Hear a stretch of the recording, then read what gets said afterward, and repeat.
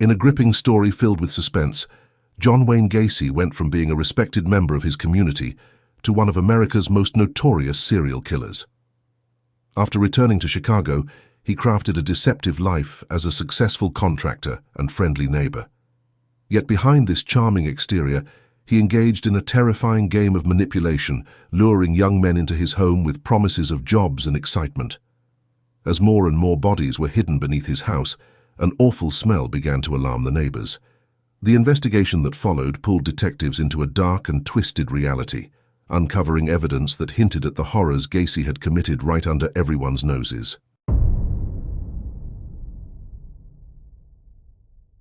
John Wayne Gacy, born on March 17, 1942 in Chicago, Illinois, was the second of 3 children and the only son to John Stanley Gacy and Marion Robinson.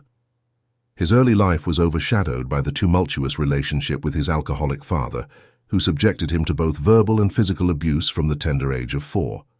Despite this mistreatment, Gacy idolized his father and yearned for his approval, a desire that only deepened his suffering as his father relentlessly belittled him, branding him as stupid and feminine.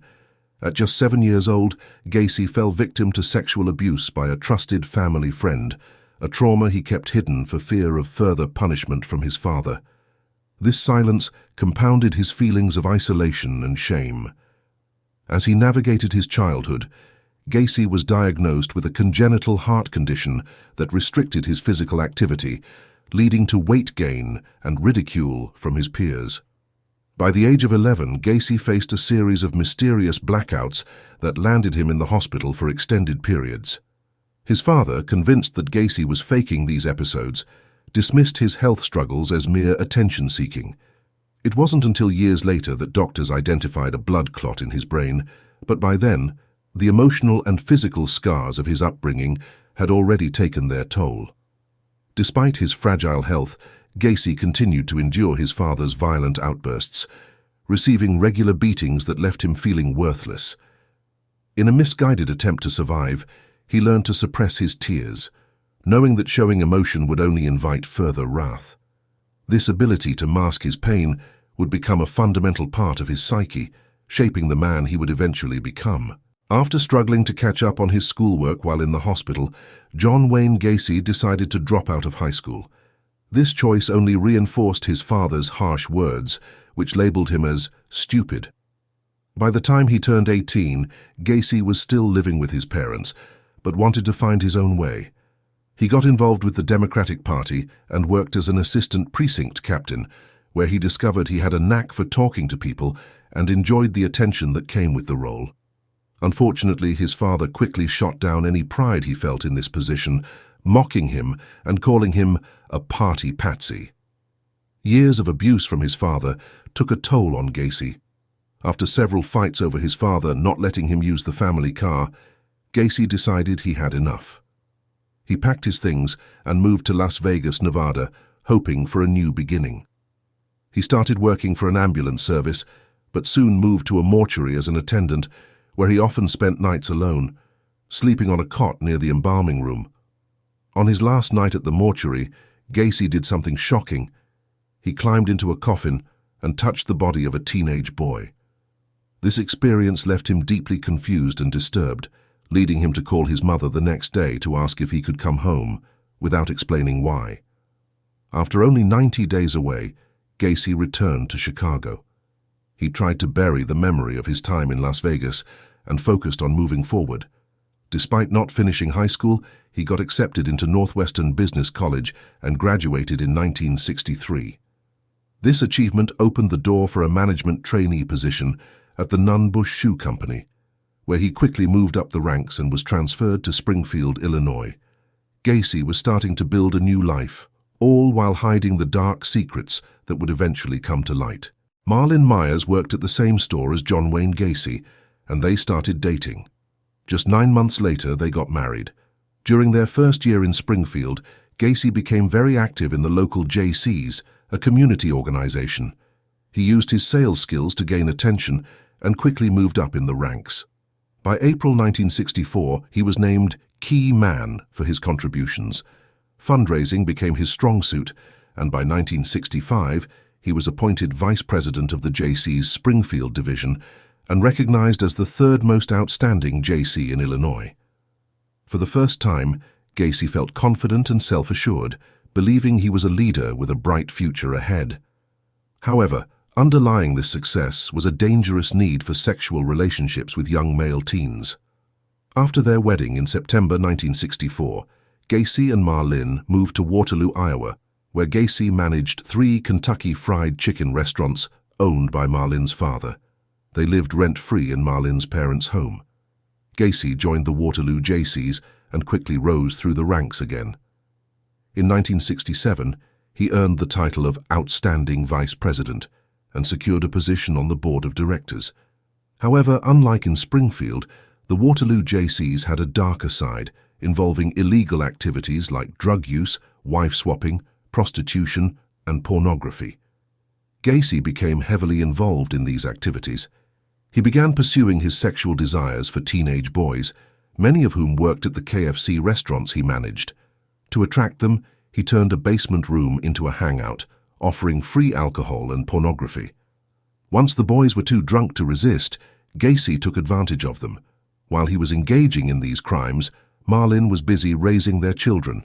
Their first child, a boy, was born in 1967, followed by a girl a year later. Gacy often described this period as nearly perfect, marking the only time he received any approval from his father.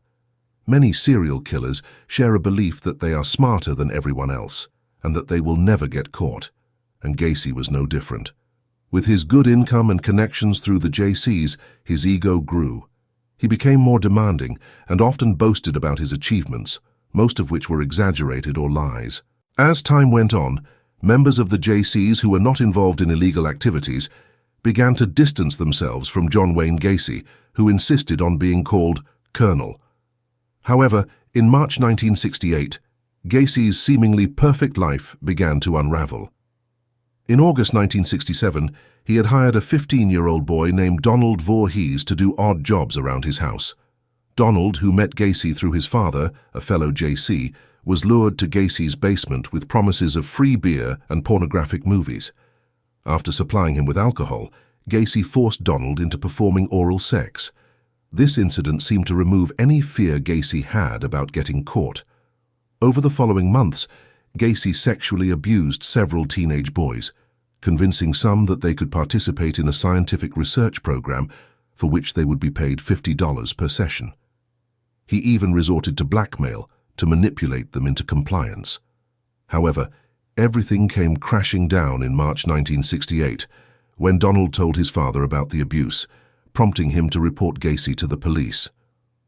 Another 16-year-old boy also came forward with accusations against Gacy. He was arrested and charged with oral sodomy and attempted assault, charges he vehemently denied.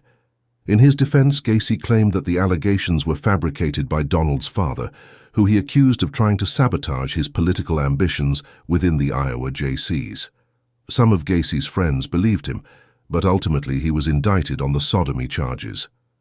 In an attempt to intimidate Donald and prevent him from testifying, Gacy paid an 18-year-old employee named Russell Schroeder $300 to beat up Donald and threaten him. However, Donald went directly to the police, leading to Schroeder's arrest. Under questioning, Schroeder confessed to the attack and implicated Gacy. This resulted in Gacy being charged with conspiracy to commit assault. In the end, Gacy pled guilty to sodomy and received a 10-year prison sentence. While he was incarcerated, Gacy's father passed away from cirrhosis of the liver on December 27, 1969. The news affected Gacy deeply, but despite his emotional turmoil, prison officials denied his request to attend the funeral. Gacy made the most of his time in prison.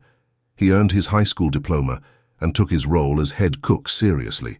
His good behavior earned him an early release. In October 1971, after serving just 2 years, he was released and placed on probation for 12 months. During this time, Marlene filed for divorce, which enraged Gacy.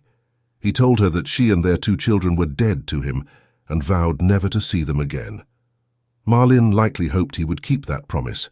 After having nowhere to go in Waterloo, John Wayne Gacy returned to Chicago to rebuild his life. He moved in with his mother and found work first as a cook and then with a construction contractor. Eventually, he bought a home in Des Plaines, Illinois, about 30 miles from Chicago, which was a condition of his probation. In early February 1971, Gacy lured a teenage boy to his home and attempted to rape him, but the boy managed to escape and reported the incident to the police. Gacy was charged with sexual assault, but the charges were dropped when the teen did not show up in court, and his arrest never reached his parole officer.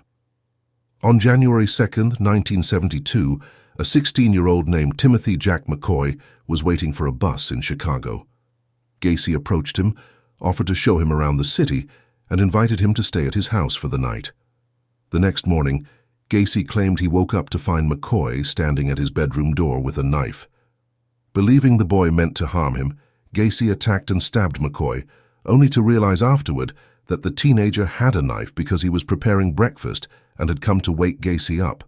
Although Gacy hadn't intended to kill McCoy, he experienced a surge of sexual pleasure during the act. Timothy Jack McCoy became the first of many victims buried in the crawl space under Gacy's home. On July 1, 1972, Gacy married Carol Hoff, a high school sweetheart, who moved in with him along with her 2 daughters from a previous marriage. Although Carol knew about Gacy's past, he had downplayed his criminal history and convinced her he had changed. However, just weeks after their marriage, Gacy was arrested again, this time charged with sexual assault after a teenage boy accused him of pretending to be a police officer to get him into his car and forcing him into sexual acts. The charges were dropped again when the victim was found to be attempting to blackmail Gacy. Meanwhile, as Gacy continued to murder young men, the smell of decay began to fill his home and the surrounding area. Neighbors started to complain about the awful odor, insisting that Gacy do something about it. In 1974, Gacy left his construction job and started his own contracting business called Painting, Decorating and Maintenance, or PDM Contractors, Inc. He told friends that he would keep costs down by hiring teenage boys, which was also a way for him to lure young men into his home. He posted job advertisements, inviting applicants to discuss work. Once inside, he would use various tricks to overpower them, leading to brutal torture and murder. While not committing these heinous acts, Gacy made efforts to be seen as a good neighbor and community member. He actively participated in community projects, hosted neighborhood parties, and developed friendships with those around him. He even became known for dressing up as Pogo the Clown for children's parties and events at hospitals. To the public, Gacy appeared to be a successful businessman and a caring member of the community, but beneath this facade lay a sadistic killer. In October 1975, Carol filed for divorce after Gacy confessed to her that he was attracted to young men. This revelation didn't shock her, as she had already noticed his lack of interest in their marriage. Months earlier, he had told her that they would no longer be intimate, and she had grown increasingly uncomfortable with the gay pornography scattered around the house and the stream of teenage boys coming and going. With Carol out of the picture, Gacy focused on maintaining his community image while continuing his crimes. Between 1976 and 1978, he managed to hide the bodies of 29 victims beneath his home. However, as space filled up and the smell became unbearable, he disposed of the last 4 bodies in the Des Moines River. On December 11, 1978, 15-year-old Robert Peast went missing after leaving his job at a pharmacy. He had told his mother and a co-worker that he was going to meet a contractor regarding a summer job. Earlier that evening, Gacy had visited the pharmacy to discuss a remodeling job, which linked him to Piest's disappearance. When Robert Peast didn't return home, his parents immediately contacted the police.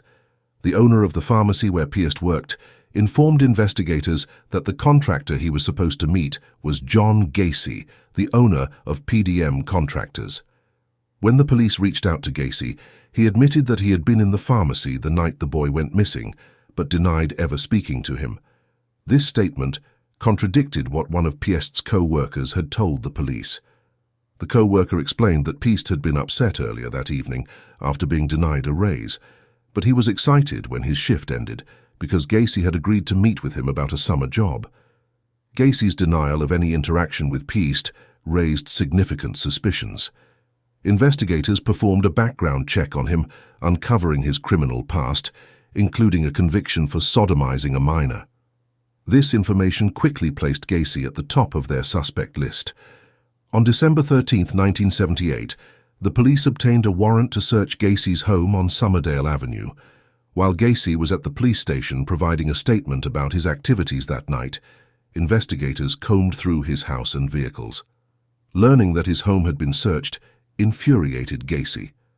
The evidence collected from his property included a high school ring belonging to someone else, handcuffs, drugs, child pornography, police badges, guns, a switchblade, a piece of stained carpet, hair samples from his cars, store receipts, and several items of clothing that would not fit Gacy.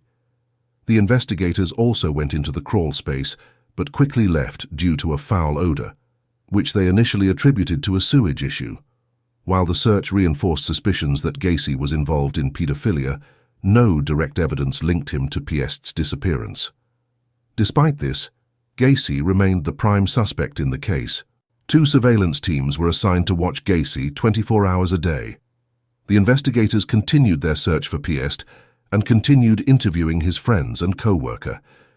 They also began interviewing people who had contact with Gacy.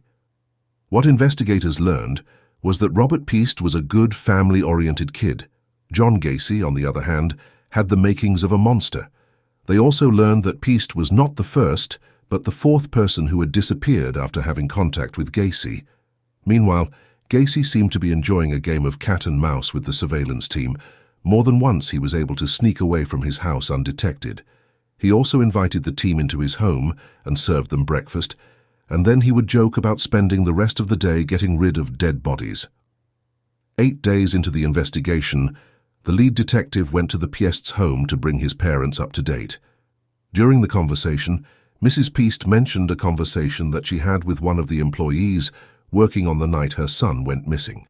The employee had told her that she had borrowed her son's jacket when she went on her break and left a receipt in the jacket pocket. This was the same jacket that her son had on when he left to go talk to the contractor about a job and never returned. That same receipt was found in the evidence collected during the search of Gacy's house. Further forensic tests were performed on the receipt that proved that Gacy had been lying and that Piest had been in his home. Those closest to Gacy were interviewed by detectives on multiple occasions. Afterward, Gacy demanded that they tell him everything that was said. This included the in-depth questioning of his employees regarding the crawl space under Gacy's home. Some of these employees admitted that Gacy had paid them to go down into specific areas of the crawl space to dig trenches. Gacy realized it was just a matter of time before the extent of his crimes would be exposed. He began to buckle under the pressure, and his behavior turned bizarre.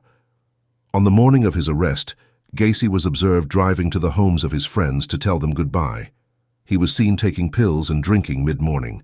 He also talked about committing suicide and confessed to a few people that he had killed 30 people. What finally led to his arrest was a drug deal that Gacy orchestrated in full view of the surveillance team. They pulled Gacy over and placed him under arrest. While in police custody, Gacy was informed that a second search warrant of his home had been issued. The news brought on chest pains, and Gacy was taken to the hospital. In the meantime, the search of his house, particularly the crawl space, had begun, but the extent of what would be uncovered shocked even the most seasoned investigators. Gacy was released from the hospital later that night and taken back into custody. Knowing that his game was up, he confessed to murdering Robert Piest. He also confessed to 32 additional murders starting in 1974 and hinted that the total could be as high as 45. During the confession, Gacy explained how he had restrained his victims by pretending to do a magic trick, which required that they put on handcuffs. He then stuffed socks or underwear into their mouths and used a board with chains, which he would place under their chest, then wrap the chains around their neck. He would then choke them to death while raping them. Through dental and radiology records, 25 of the 33 bodies found were identified. In an effort to identify the remaining unknown victims, DNA testing was performed from 2011 to 2016. John Wayne Gacy's trial began on February 6, 1980, where he faced charges for the horrific murders of 33 young men. His defense team attempted to establish that he was not mentally stable, arguing for an insanity plea. However, after just 2 hours of deliberation, the jury, which included 5 women and 7 men, reached a unanimous verdict of guilty. Gacy was sentenced to death for his crimes. During his time on death row, Gacy engaged in psychological games with law enforcement, providing inconsistent accounts of the murders in a bid to prolong his life. Despite his efforts, all avenues for appeal were eventually exhausted, and a date for his execution was confirmed. On May 9, 1994, Gacy was executed by lethal injection.